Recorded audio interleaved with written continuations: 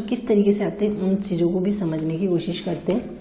अब यानी फर्स्ट कि ये आपको कि कोई एपी दे दी है, उस एपी के अंदर क्या कर दिया है, जैसे मैं आपको एक एग्जांपल लेके बताऊँ कि मान लो ये मेरे को एक एपी दे दी 2, 5 और 8।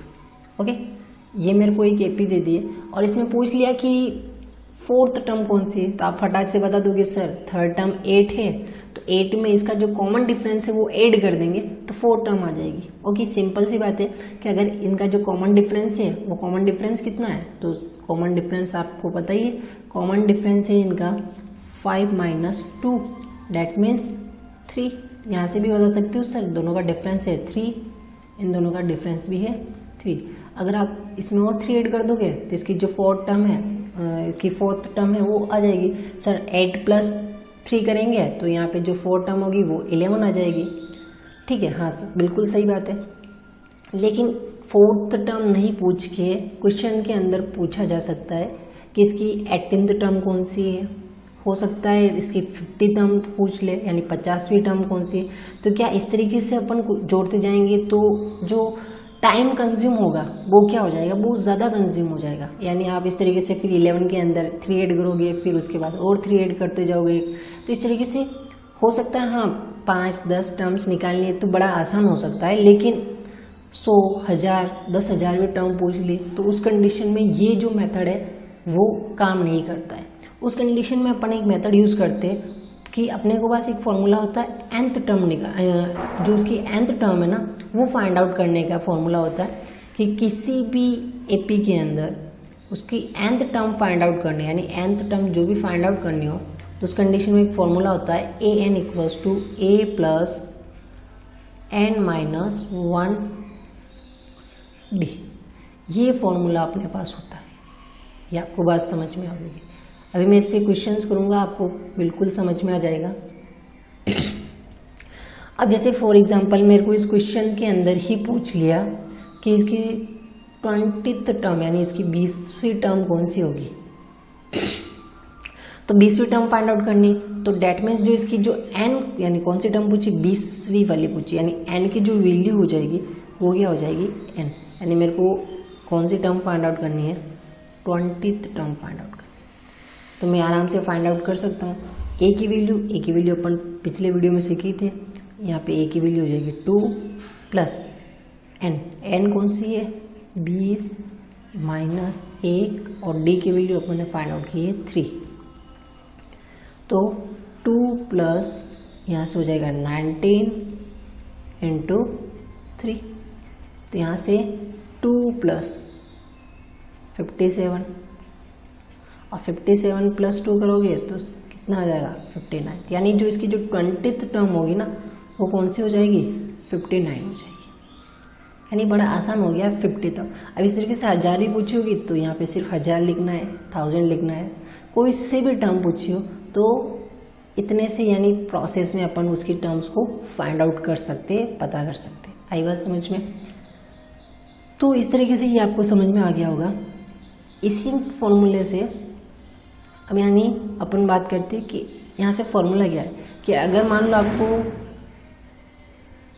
20th टर्म फाइंड आउट करनी तो फॉर्मूला शॉर्ट में क्या बन गया कि a + 19d कर दो, क्योंकि n में से क्या हो जाएगा 1 माइनस हो जाएगा तो 19d हो जाएगा।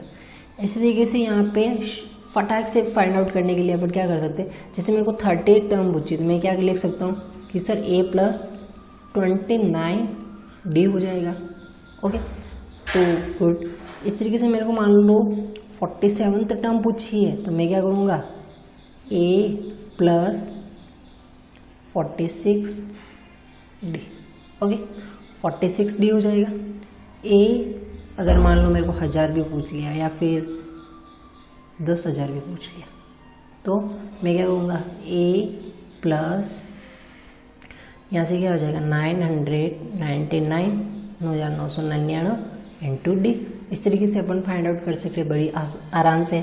ठीक है, अब इसी के रिवर्स अगर आपको कोई टर्म दे दे, ठीक है, कोई भी टर्म देती, ये इसकी एपी की टर्म है या नहीं है तो कौन से नंबर वाली टर्म है, ये भी इस तरीके से अपन फाइंड आउट कर सकते हैं, जो कि अपन आने वाले क्वेश्चंस के अंदर देखेंगे।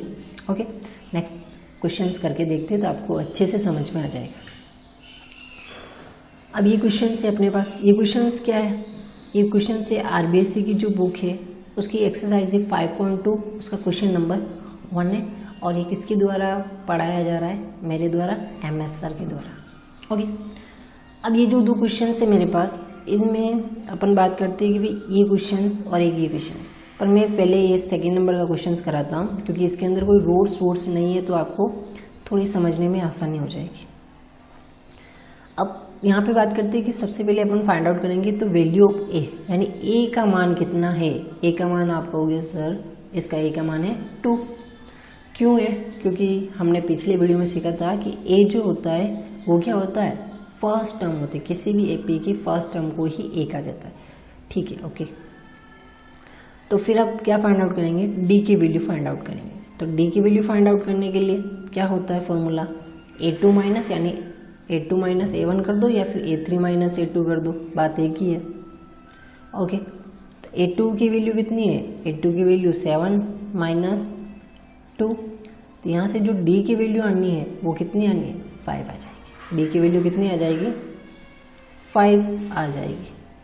ओके, अब यानी अपने को इस क्वेश्चंस के अंदर क्या पूछा है, इसका 10वां पद कौन सा है, यानी 10th टर्म कौन सी है। अब 10th टर्म निकालनी है तो अपन an वाला फॉर्मूला लगा लेते हैं। ठीक है, बाकी an इक्वल्स टू क्या हो जाएगा, a प्लस क्या हो जाएगा, a plus n minus 1 d, और मुझे 10th टर्म निकालनी है तो A10 इक्वल्स टू क्या हो जाएगा, A प्लस यहाँ पे देखो 10 माइनस 1 ही तो करेंगे ना, तो D। आप डायरेक्ट भी लिख सकते हो, इतनी प्रोसेस करने की ज़रूरत नहीं है। यहाँ पे मैं डायरेक्ट लिख देता हूँ A प्लस 9D भी डायरेक्ट। ओके, जब इसमें अपन वैल्यू पुट करेंगे ना तो वैल्यू पुट करने पर क्या हो जाएगा, A10 इक्वल्स टू A की वैल्यू कितनी है 2 प्लस 9 और D की वैल्यू निकाली है अपन ने इंटू 5। तो इस कैलकुलेशंस को करेंगे 2 प्लस 45, तो A10 की जो वैल्यू आएगी वो क्या आ जाएगी 47, यानी जो इसकी तो 10th टर्म होगी, 10वां पद होगा वो कौन सा होगा, 47 होगा। यही इसका क्या है, आंसर है। ये चीज़ आपको समझ में आ गई, आप थोड़ी सी प्रैक्टिस करोगे क्वेश्चंस आराम से हो जाएंगे। ओके, अब यानी इसी का ही नेक्स्ट क्वेश्चंस करके देखते हैं कि यहाँ पे सेकंड क्वेश्चन, सेकंड मतलब फर्स्ट नंबर वाला क्वेश्चन। अब यानी बात करते हैं कि इसमें सबसे पहले अपन ए की वैल्यू फाइंड आउट करेंगे, तो वैल्यू ए की क्या हो जाएगी, ए इक्वल्स हो जाएगा √2। अब इसमें कोई दिक्कत नहीं होती है कि ए और डी कैसे फाइंड आउट करते हैं, ये डायरेक्ट जल्दी जल्दी फाइंड आउट करेंगे। ठीक है, और अगर मैं डी की वैल्यू फाइंड आउट करूँ तो डी की इक्वल्स होता है A2 माइनस A1, और A2 कितना है, तो A2 है 3√2 माइनस √2, क्योंकि A1 की वैल्यू। तो यहाँ से आपको पता कैसे माइनस करेंगे, इसमें ये 3 रूट थे, यानी 3√2 थे, उसमें से 1 √2 चला गया है, किसने ले लिया, तो बचेंगे कितने 2√2। ओके, तो डी की वैल्यू यहाँ से 2√2 आनी है। ओके, अब मेरे को फाइंड आउट करना है एटेन टर्म, तो मैं एक बार फॉर्मूला लिख लेता हूँ। an इक्वल्स टू, फॉर्मूला इसलिए बार बार लिख रहे हैं कि ताकि आपको वो याद हो जाए। ठीक है, और क्वेश्चन में भी लिखना ही है, आंसर में भी, एग्जाम में भी। n इक्वल्स टू, तो यहाँ पे क्या हो जाएगा a plus n minus 1 d। अब मेरे को कौन सी, यानी A18th टर्म निकालना है, तो A18 इक्वल्स टू हो जाएगा a प्लस 17d। सही है बिल्कुल, क्योंकि 18 निकालना है तो 17d हो जाएगा।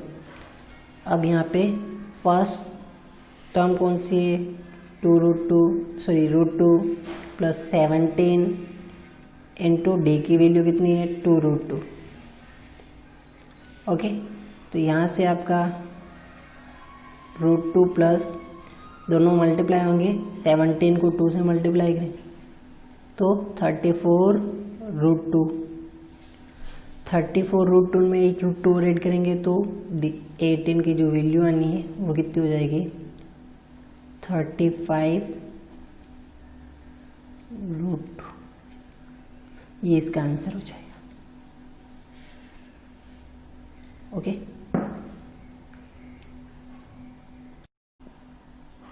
चलो तो अब आगे बढ़ते हैं।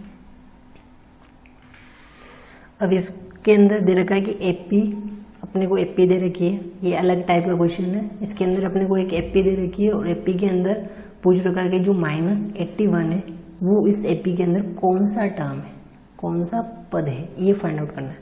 तो फर्स्ट वाला आपको समझ में आगे हो गई कि किस तरीके के क्वेश्चन आ गया कि एपी दे रखी थी, उसका एक कोई सा भी टर्म पूछा था, अब उसका रिवर्स यानी टर्म दे रखी है, उसकी टर्म दे रखी है और उसके कौन से नंबर की टर्म है उसका पोजीशन पूछिए।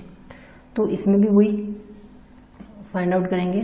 तो यहाँ पे क्या हो जाएगा कि अपने को ए की वैल्यू फाइंड आउट करनी, तो ए इक्वल्स टू क्या हो जाएगा, ए इक्वल्स टू हो जाएगा 21 और डी, तो डी इक्वल्स टू हो जाएगा A2 माइनस A1। तो A2 की वैल्यू कितनी है, A2 की वैल्यू है 18 माइनस, और यहाँ पे A1 की वैल्यू है 21। ओके, तो यहाँ से जो D की वैल्यू आनी है, D की वैल्यू आनी है -3। ओके, -3 यहाँ पे इसकी D की वैल्यू आ जाएगी।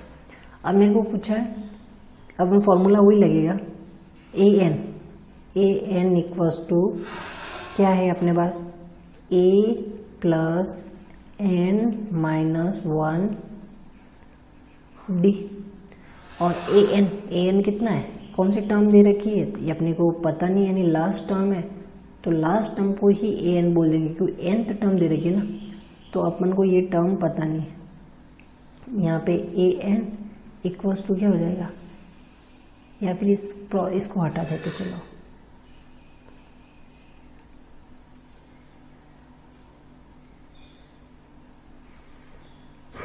ओके, मैं यहाँ पे डायरेक्ट इसकी वैल्यू लिख देता हूँ। कौन सी टर्म है अपनी -81 इक्वल्स टू ए की वैल्यू 21 प्लस n पता है नहीं पता है, n की वैल्यू तो फाइंड आउट करनी है कौन से नंबर पे, तो यहाँ से, और यहाँ पे d की वैल्यू कितनी हो जाएगी into -3। ओके, अब इसी तरीके से ये जो 21 है इधर ये प्लस में, तो उधर जाएगा तो किस में हो जाएगा, माइनस में हो जाएगा। यहाँ से हो जाएगा -81, फिर से माइनस क्या हो जाएगा 21। माइनस में क्यों है, क्योंकि इधर प्लस में था, उधर जाके माइनस में, तो इधर क्या बचेगा n-1 इंटू √3। ठीक है, ये कैलकुलेशन है, कैलकुलेशन आपको आनी चाहिए। ठीक है, और अगर आपको मान लो कैलकुलेशन में दिक्कत हो रही है तो आप मुझे कमेंट करके बताइए, तो मैं इस कैलकुलेशंस को भी और भी ज़्यादा एक्सप्लेन, यानी प्लस माइनस क्या होता है ये सब कुछ आपको डिटेल में बता दूँगा। ठीक है, ये मान के चलते कि आप 10th क्लास में हो तो आपको सिंपल सी ये कैलकुलेशन आती होगी। ओके, तो यहाँ से आप लिखोगे कि n-1 इंटू -3 एक साइड है, दूसरे साइड आप यहाँ पे देखोगे ये दोनों नंबर्स क्या है माइनस के, तो दोनों ऐड होके क्या हो जाएगा -102, और यहाँ पे ये -3 है जो क्या है मल्टीप्लाई यानी गुणे में, तो उधर जाके किस में हो जाएगा, भाग में हो जाएंगे, डिवाइड में हो जाएंगे। इधर क्या बचेगा n-1 equals to -102 divide by -3। Minus से माइनस कैंसिल हो जाएगा, जब आप इसको काटोगे तो यहाँ पे कितनी बार कटेगा 3 3 9 होते, 1 बचेगा यहाँ से, तो 34। आप भाग दे के भी देख सकते हो। तो यहाँ से क्या आया n-1 इक्वल्स टू कितना हो जाएगा 34, और n इक्वल्स टू ये इधर माइनस में, उधर जाके हो क्या हो जाएगा प्लस में हो जाएगा, तो क्या हो जाएगा 34 प्लस 1, तो n की भी जो वैल्यू होगी वो क्या हो जाएगी 35, यानी जो इसका -81 यानी -81 होगा वो कौन से नंबर की टर्म होगी, तो इसकी 35 यानी 35वें नंबर की टर्म होगी। इस तरीके से फाइंड आउट करना है, यानी फॉर्मूला वही है, सिर्फ इसको क्या करना है, एक इधर उधर ट्रांसफर करना है और n की वैल्यू को क्या करना है, फाइंड आउट करना है। ओके, अब क्वेश्चन देखते हैं नेक्स्ट। अगेन सेम टाइप का क्वेश्चन है कि यहाँ पे आपको बोल रखा है 84, 80, 76, यानी ये एक एपी है, इसका जो जीरो आएगा ना, क्योंकि घटता चला जा रहा है, 84 हुआ, फिर उसके बाद 80, 76, तो कहीं कहीं पे जाके जीरो आएगा, तो जो जीरो आएगा वो टर्म कौन से नंबर पे होगी, तो पीछे वाला ही सेम क्वेश्चन है, सेम टू सेम है, क्योंकि क्वेश्चन नंबर सेकंड है, उसी का ही तो सेकंड क्वेश्चन है, तो आपको और अच्छे से समझ में आ जाए, इसलिए एक दो क्वेश्चन अपन ने इसको लिए। ओके, तो सबसे पहले फाइंड आउट करेंगे कि ए की वैल्यू इसमें जो होगी वो क्या होगी 84। ओके, फिर उसके बाद इसमें डी की वैल्यू फाइंड आउट करनी है, तो डी की वैल्यू कितनी हो जाएगी A2 माइनस A1। ओके, तो डी की value d equals to A2 कितना है 80 माइनस 81 कितना है 84, तो डी की वैल्यू यहाँ से आनी है, वो कितनी आनी है -4 यानी -4 आ जाएगा, ये अपने पास डी की वैल्यू आ जाएगी। फिर उसी के बाद वही an वाला फॉर्मूला लगाएंगे, an इक्वल्स टू कितना हो जाएगा a plus n minus 1 D. an कौन सा 0 चाहिए ना अपने को, तो यहाँ पे 0 लिखेंगे, और फिर यहाँ पे क्या है a कौन सी टर्म है 84 टर्म है, ठीक है। फिर यहाँ पे प्लस n माइनस 1 डी की वैल्यू -4। ओके, अब 84 इधर प्लस में, उधर जाएगा तो किस में हो जाएगा माइनस में हो जाएगा, तो इसी तरीके से n माइनस 1 एक तरफ तो ये बचेगा, और n2 में क्या बच जाएगा माइनस का 4 बच जाएगा, और दूसरी तरफ माइनस का 84। ओके, कोई दिक्कत हो तो कमेंट करके आप मुझे बता सकते हैं, ठीक है। अब यहाँ पे आप देखोगे कि एक तरफ माइनस का 4 है मल्टीप्लाई में, गुणे में, उधर जाएगा तो किस में हो जाएगा भाग में हो जाएगा, तो इधर क्या बचेगा n minus 1 equals to -84 divide by -4, minus से माइनस कैंसिल हो जाएगा, 4 से जब इसको काटेंगे तो 4 2 ज़ा 8, 4 1 ज़ा 4, यानी 21 बचा। n माइनस 1 इक्वल्स टू इधर कितना हो जाएगा 21 हो जाएगा। जब n की वैल्यू फाइंड आउट करेंगे तो 21 और प्लस 1 यानी n जो आएगा वो कितना हो जाएगा 22, यानी जो जीरोथ टर्म होगी, जो जीरो वाली जो टर्म, जीरो कहाँ पे आएगा आपको 22 नंबर पे आएगा, यानी 22 जो टर्म होगी 22वीं जो पद होगा 22वां पद वो क्या होगा 0 होगा। आपको बात समझ में आ गई होगी। आप इस क्वेश्चंस की एक बार फिर से प्रैक्टिस करना है तो अच्छे से समझ में आ जाएंगे, ठीक है। वही वाली बात है, practice make the man perfect. आप जितनी ज़्यादा प्रैक्टिस करोगे उतने ही ज़्यादा आप क्या बनोगे परफेक्ट बनोगे।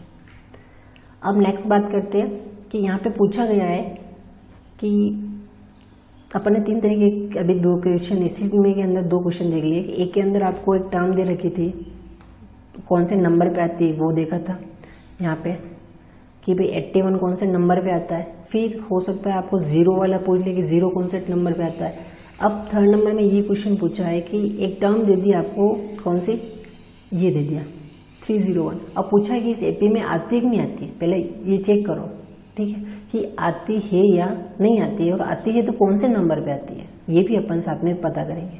सबसे पहले चेक करना है कि आती भी है या नहीं आती है, ठीक है, यानी उसके अंदर एग्जिस्ट करती है नहीं करती है टर्म। तो प्रोसेस वही रहेगी सेम टू सेम। सबसे पहले ए की वैल्यू आ जाएगी 5, okay. D, then the value of d is equal to कितना हो जाएगा A2 माइनस A1। तो डी की वैल्यू जो आनी है वो कितनी हो जाएगी, डी की वैल्यू आ जाएगी 11 माइनस 5, तो यहाँ से 11 माइनस 5 करोगे तो डी की वैल्यू आ जाएगी 6, यानी डी की वैल्यू कितनी आ गई, 6 आ गई। ओके, वही formula an equals to a plus n minus 1 d, n terms 301 is equal to a की वैल्यू 5 प्लस n माइनस 1 और इंटू 6, क्योंकि d की वैल्यू 6 है। ये 5 इधर जाएगा तो माइनस में हो जाएगा। ओके, तो इधर क्या बचेगा, n माइनस 1 और साथ में 6 है, और यहाँ पे कितना हो जाएगा 301 माइनस 5, यहाँ से n माइनस 1 6, अब माइनस करोगे तो यहाँ से कितना बच जाएगा 2, और उसके बाद यहाँ पे 9 6, सही है। ओके, तो यहाँ से अपन अब यहाँ पे ये बचा, अब यहाँ से क्या करेंगे, इधर क्या बचेगा n minus 1 equals to 296 divide by 6। Okay, यहाँ से आप चेक करोगे कि ये 6 से पूरी तरीके से कट रहा है नहीं कट रहा है, ठीक है, पूरी तरीके से कटना चाहिए, वाक देके चेक कर सकते हैं। तो यहाँ पे अपन देखेंगे कि यहाँ से इसको काटेंगे तो 6 से काटेंगे, 6 1 ज़ा 6, 6 2 ज़ा 6 4 ज़ा 24 होता है, 6 4 ज़ा 24, फिर बचेंगे यहाँ पे 5 और 6 9 ज़ा 54 होता है, फिर रिमाइंडर में कितना बच जाएगा 2। तो इसका मतलब ये डिवाइड है वो पूरी तरीके से नहीं हो रहा, पूरा डिवाइड नहीं बन रहा, कुछ न कुछ रिमाइंडर बच रहा है, यानी फ्रैक्शनल्स में जाएगा। तो इसका मतलब यहाँ पे जो n की वैल्यू आनी है वो एग्जैक्ट क्या होगी, कोई प्राइम नंबर नहीं आएगी, कोई भी प्राइम नंबर नहीं आने वाली, सॉरी प्राइम नंबर नहीं, आपकी नेचुरल नंबर नहीं आने वाली, यानी 1 2 3 इस तरीके से। तो इसका मतलब यानी जब पूरी तरीके से डिवाइड नहीं हो तो उस कंडीशन में अपन कहेंगे कि 301 does not exist in AP, यानी इस एपी के अंदर 301 कहीं पे भी एग्जिस्ट नहीं होगा। एक बार मैं फिर से रिपीट करता हूँ, यहाँ से ये प्रोसेस आपको बिल्कुल समझ में आ गई होगी। ए की वैल्यू फाइंड आउट करनी है, फिर डी की वैल्यू फाइंड आउट करनी है, फिर उसके अंदर पुट करना है फॉर्मूले के अंदर और कैलकुलेशंस करनी है। अगर यहाँ पे ये पूरी तरीके से कट जाता है, यानी आपको एग्जैक्ट नंबर मिलता है, कोई नेचुरल नंबर यानी प्राकृत संख्या मिल जाती है, ठीक है, 5 7 42 45 इस तरीके से एग्जैक्ट नंबर मिल जाता है, तो उस कंडीशन में तो क्या कहेंगे कि वो उस एपी के अंदर एग्जिस्ट करता है, उसी नंबर पे, यानी नंबर भी अपन फाइंड आउट कर लेंगे।